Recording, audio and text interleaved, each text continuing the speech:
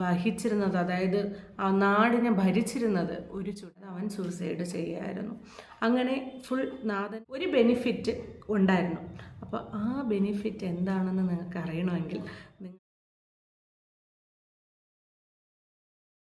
Hello everyone, welcome back to story world.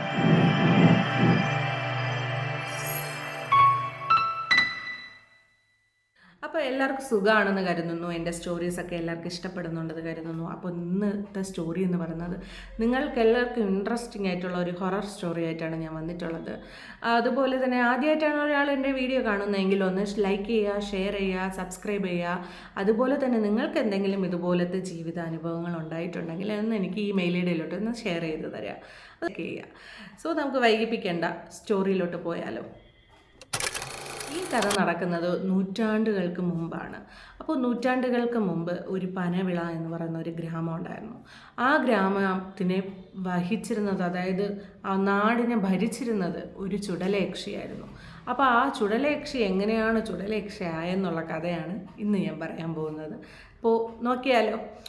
അപ്പോൾ ആ നാട്ടിൽ ദത്തൻ, നാഥൻ എന്ന് പറയുന്ന 2 പേരുണ്ടായിരുന്നു. ഇവർ 2 പേരും ട്വിൻസാണ്. അപ്പോൾ ദത്തനാണെങ്കിൽ നല്ല സ്വഭാവമാണ്. അവൻ നാട്ടുകാരെല്ലാം നന്നായിട്ട് ടേക്ക് കെയർ ചെയ്യും, അവർക്കുള്ള നീഡ്സ് എല്ലാം ചെയ്തു കൊടുക്കുമായിരുന്നു. നാഥൻ അതുപോലെയല്ല. നാഥൻ എന്താണെന്ന് വെച്ചാൽ ചൂത് കളിക്കുക, കറങ്ങി നടക്കുക, ഇതൊക്കെയായിരുന്നു അവൻ്റെ പരിപാടി. അതുമല്ല, അവന് നാട്ടുകാരായിട്ടും അറ്റാച്ച് ഇല്ല, എപ്പോഴും പണം വേണം എന്നുള്ള ചിന്ത മാത്രമായിരുന്നു. അപ്പോൾ നാഥന് ആ പൊസിഷൻ, ആ ഹെഡിൻ്റെ പൊസിഷൻ കൊടുത്തില്ല എന്നതാണ് നാഥനെ ഉള്ള ദേഷ്യവും. ദത്തനെ എല്ലാവരും പുകഴ്ത്തുന്നതൊന്നും നാഥന് ഇഷ്ടമൊന്നുമല്ല. നാഥൻ വീട്ടിലും കഴിവതും ഇരിക്കാറില്ല. അങ്ങനെ നാട് നല്ല രീതിയിൽ നന്നായിട്ട് പോകുന്ന സമയത്താണ് നാഥൻ്റെയൊക്കെ പാരൻസ് തീരുമാനിക്കുകയാണ് അവർക്ക് മാരേജ് ഫിക്സ് ചെയ്യാമെന്ന് തീരുമാനിച്ച് 2 പേർക്കും മാരേജ് ഫിക്സ് ചെയ്യണം. അപ്പോൾ പണ്ടത്തെ ഒരു റൂളുണ്ട്. എന്താണെന്ന് വെച്ചാൽ കല്യാണത്തിൻ്റെ അന്ന് മാത്രമേ പെണ്ണിനെ ചെറുക്കനും ചെറുക്കന് പെണ്ണിനെയും കാണാൻ പറ്റുകയുള്ളൂ. അല്ലാതെ ബാക്കി എല്ലാ കാര്യവും തീരുമാനിക്കുന്നതും ആരാണ് എന്ന് നോക്കുന്നതൊക്കെ അവരുടെ പാരൻസ് ആയിരിക്കും. ആ പാരൻസ് പറയുന്ന കുട്ടികളെ ഇവർ അക്സെപ്റ്റ് ചെയ്തേ പറ്റൂ, അതില്ലാതെ വേറെ വഴിയില്ല. അങ്ങനത്തെ ഒരു സിറ്റുവേഷനാണ്. അങ്ങനെ കല്യാണ ദിവസത്തിൻ്റെ അന്ന് നാഥന് ഏറ്റവും ഇഷ്ടപ്പെട്ടത് സൗദാമിനിയായിരുന്നു. അതായത് ദത്തൻ്റെ ഭാര്യ സൗദാമിനിയായിരുന്നു നാഥന് ഇഷ്ടപ്പെട്ടത്.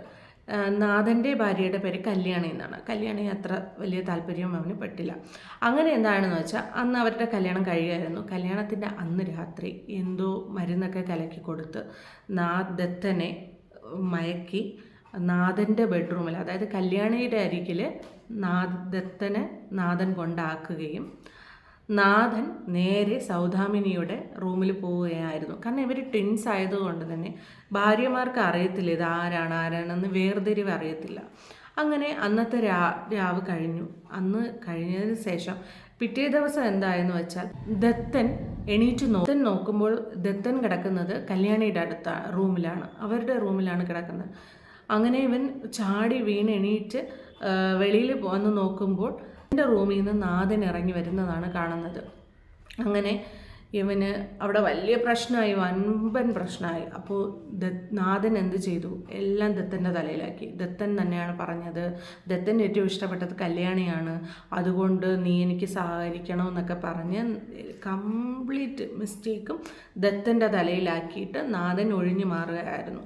അങ്ങനെ നാട്ടുകാരും വീട്ടുകാരും എല്ലാവരും ദത്തനെതിരായി.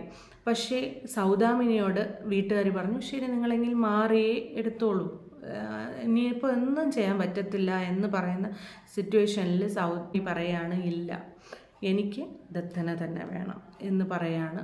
പക്ഷേ ദത്തനും ഇപ്പോൾ മനസ്സത്ര ഇല്ല അവനിൽ. അതുമാത്രമല്ല ഇവരൊക്കെ എഗെയിൻസ്റ്റ് ആയതുകൊണ്ട് തന്നെ ദത്തൻ എന്ത് ചെയ്യായിരുന്നു പറഞ്ഞാൽ ഈ പ്രഷർ സഹിക്കാൻ വയ്യാതെ അവൻ സൂസൈഡ് ചെയ്യായിരുന്നു. അങ്ങനെ ഫുൾ നാഥൻ്റെ തലയിലാവുകയായിരുന്നു. നാഥൻ എന്ത് ചെയ്തു, സൗദാമിനിയെ നിർബന്ധിക്കുകയായിരുന്നു അവൻ്റെ കൂടെ ജീവിക്കാൻ. പക്ഷേ സൗദാമിനിക്ക് അത് തയ്യാറായിരുന്നില്ല. അങ്ങനെ സൗദാമിനിയെ അവൻ ഒരു റൂമിൽ പൂട്ടിയിട്ട് അവൻ്റെ ആവശ്യങ്ങൾക്ക് മാത്രം ഉപയോഗിക്കുക, പുറം ലോകം കാണിക്കുക, അവളെ പീഡിപ്പിക്കുകയായിരുന്നു അവിടെ ഇട്ട്. അങ്ങനെ കുറേ മാസങ്ങൾ കഴിഞ്ഞതിന് ശേഷം എങ്ങനെയൊക്കെ സൗദാമിനി അവിടെ നിന്ന് രക്ഷപ്പെട്ട് ഓടുകയായിരുന്നു. കാരണം ഇപ്പോൾ നാഥനാണ് അവിടുത്തെ ഹെഡ്. കാരണം ദത്തൻ മരിച്ചു കഴിഞ്ഞല്ലോ. നാടും അങ്ങനെ ഭയങ്കര പുഷ്ടിച്ചൊന്നും അല്ല പോയിട്ടിരുന്നത്. നാഥൻ എങ്ങനെയാണെന്ന് വെച്ചാൽ എല്ലാവരെയും ഭയങ്കരമായിട്ട് ക്രൂശിക്കുമായിരുന്നു. അങ്ങനെ ഇവള് എസ്കേപ്പായി വരുന്ന സമയത്ത് ഇവള് നാഥൻ കാണുകയും കണ്ട് എന്ത് ചെയ്യാമെന്ന് വെച്ചാൽ നാട്ടുകാരൊക്കെ അവിടെ കൂടി. അങ്ങനെ ഇവളെല്ലാവരുടെ അടുത്തും ഹെൽപ്പ് ചോദിക്കുകയാണ്. ആരും ഹെൽപ്പ് ചെയ്തില്ല.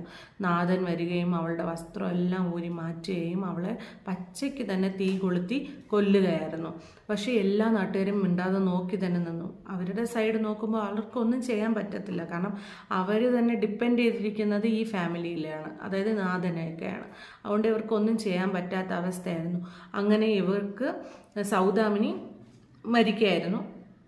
മരിച്ച് 8ാം ദിവസം തന്നെ അവിടെ എന്താണ് നമ്മൾ പറയല്ലോ, ഒരു നെഗറ്റീവ് ഫീലും, രാത്രിയൊക്കെ ആരൊക്കെ ഒച്ച വയ്ക്കുന്ന ശബ്ദവും തീ കത്തുന്നത് പോലും അങ്ങനത്തെ ഒക്കെ ഒരു നെഗറ്റീവായിട്ടുള്ള ഒരു വൈബിലായിരുന്നു അവിടെ പോയിട്ടിരുന്നത്. അങ്ങനെ എന്താണെന്ന് വെച്ചാൽ 9ാമത്തെ ദിവസം രാവിലെ എല്ലാ നാട്ടുകാരും കാണുന്നത് നാഥൻ സൗദാമിനി മരിച്ച അതേ ഇടത്ത് അവൾ എങ്ങനെ മരിച്ചോ അതുപോലെ മരിച്ചു കിടക്കുന്നതാണ് കാണുന്നത്. അതോടെ നാട്ടുകാർക്കൊക്കെ പേടിയായി. നാട്ടുകാർ കൂടെ സഹായിക്കാത്ത ആ ഒരു ഫ്രസ്ട്രേഷൻ ആയിരിക്കണം സൗദാമിനി നാട്ടുകാരെയും അറ്റാക്ക് ചെയ്യാൻ തുടങ്ങി. രാവിലെ എന്നില്ല രാത്രി എന്നില്ല അങ്ങനെ അറ്റാക്ക് ചെയ്യാൻ തുടങ്ങി. അവസാനം ഇവരെല്ലാവരും തീരുമാനിച്ച ഒരു തന്ത്രിയെ കൊണ്ടുവരികയും വന്ന് ഇവളെ തളയ്ക്കുകയുമായിരുന്നു. തളച്ച് ഒരു പൊട്ടക്കിണറ്റിലാണ് ഇട്ടിട്ട് അയാൾ പറയായിരുന്നു, നിങ്ങൾ ഒരു കാര്യം മാത്രം നോക്കണം, ഒരിക്കലും ഇതിൽ ഒരു തുള്ളി രക്തം പോലും വീഴാൻ പാടില്ല.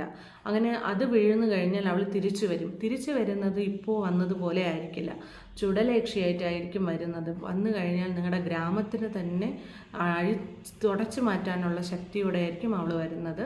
സോ നിങ്ങൾ അതെപ്പോഴും നിങ്ങൾ ടേക്ക് കെയർ ചെയ്യണം. അപ്പോൾ ആൾക്കാരൊക്കെ തുണിയൊക്കെ ഇട്ട്, പണ്ടൊക്കെ തുണി അങ്ങനെയൊക്കെ ആയിരിക്കുമല്ലേ, പലവയൊക്കെ വെച്ച് എല്ലാം അതിനെയൊക്കെ സെക്യൂർ ചെയ്തിരുന്നു.